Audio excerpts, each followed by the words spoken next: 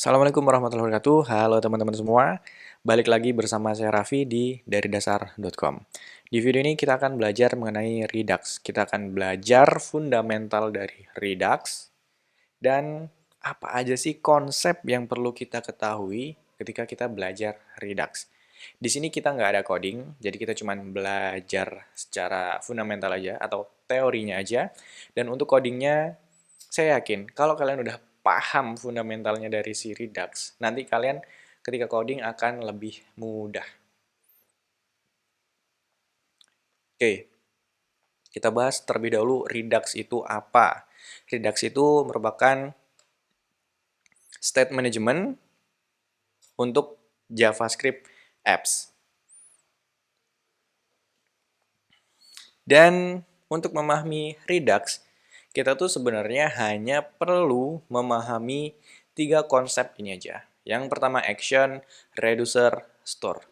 Kalau kalian paham 3 konsep ini, udahlah, pasti kalian bakal paham mengenai Redux. Kesalahan yang sering terjadi ketika kita belajar Redux adalah kita tuh nggak pahamin terlebih dahulu fundamental dari ketiga konsep ini, tapi kita langsung coding bikin aplikasi pakai Redux gitu. Dan itu menurut saya sangat fatal gitu. Karena kita belum paham fundamentalnya, tapi kok kita udah coba langsung coding. Yang terjadi apa? Yang terjadi kita bakal bingung. Oleh karena itu, kita pahamin terlebih dahulu fundamentalnya atau basic-basicnya.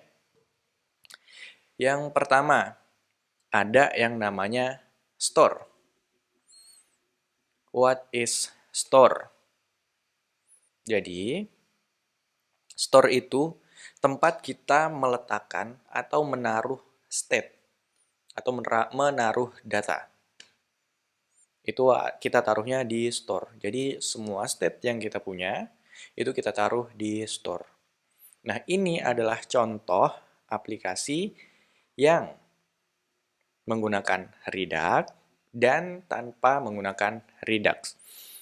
Kalau kita menggunakan state biasa, local state, ketika kita mau mengakses state tersebut di child component, kita harus melakukan passing props dari parent ke child-nya.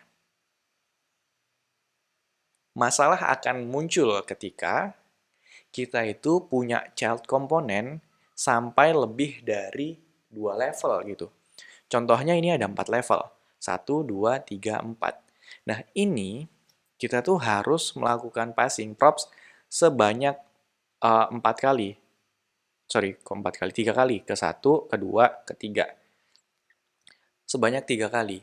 Dan semakin banyak child component yang kita punya, semakin banyak juga props yang kita passing.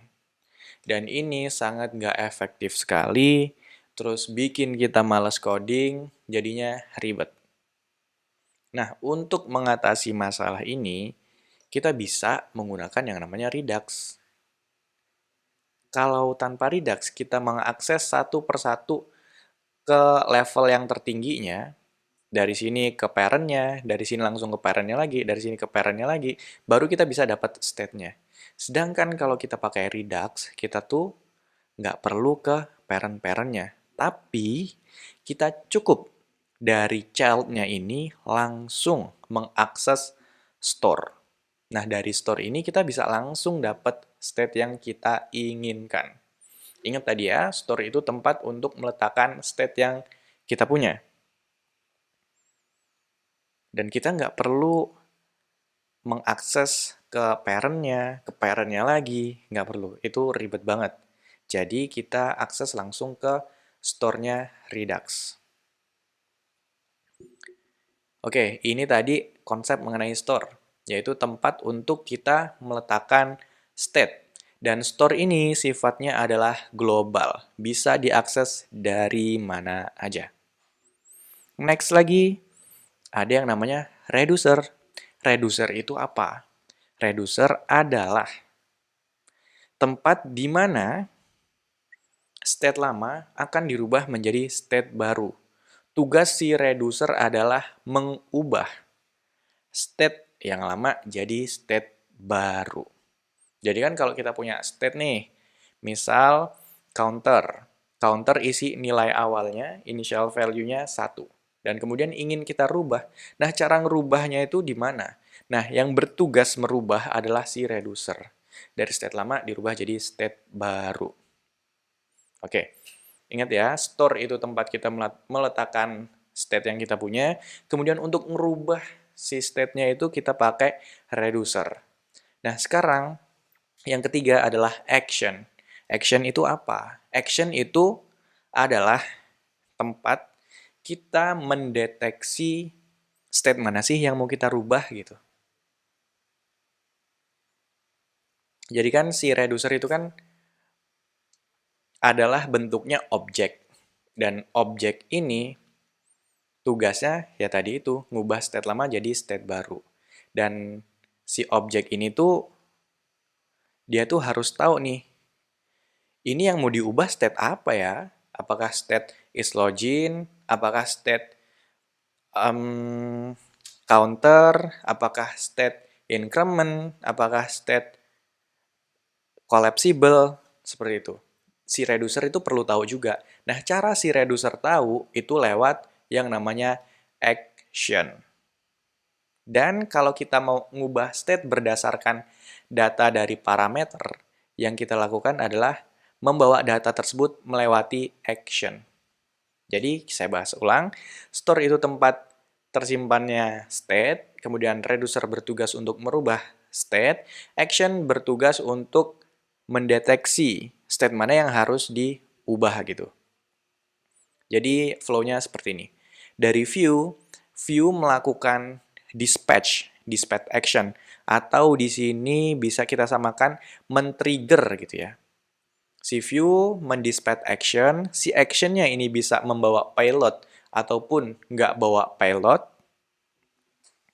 Nah, kemudian si action ini akan ngasih tahu si reducer. Misalnya nih, si view ini ngeklik dispatch action login. Nah, kemudian si action ini tuh bakal ngasih tahu ke reducer. Sebenarnya bukan action ngasih tahu ke reducer, tapi si reducernya ini bakal mendeteksi gitu ya. Oh, ternyata action yang di trigger itu atau action yang di dispatch itu adalah login action. Berarti kalau login action, aku harus ngerubah state apa nih? Misal dari isLogin false jadi isLogin true. Kita ulangin ya. View mendispatch login action, kemudian si reducer mendeteksi kalau si login action sudah di-dispatch, kemudian si reducer ini bakal ngerubah state yang tadinya isLoginnya false berubah menjadi true. Kemudian, karena state lama udah berubah jadi state baru, dia dikirim lagi ke store. Si store-nya ini di-subscribe atau di-consume oleh view atau komponen atau UI. Udah, simple kan? Jadi, flow-nya dari UI ngedispatch action, actionnya membawa atau nggak membawa payload, berjalan menuju reducer, si reducernya ini merubah state lama jadi state baru, kemudian dikirim lagi ke store, store-nya di-subscribe lagi atau di-consume lagi oleh view. Berputar seperti ini terus.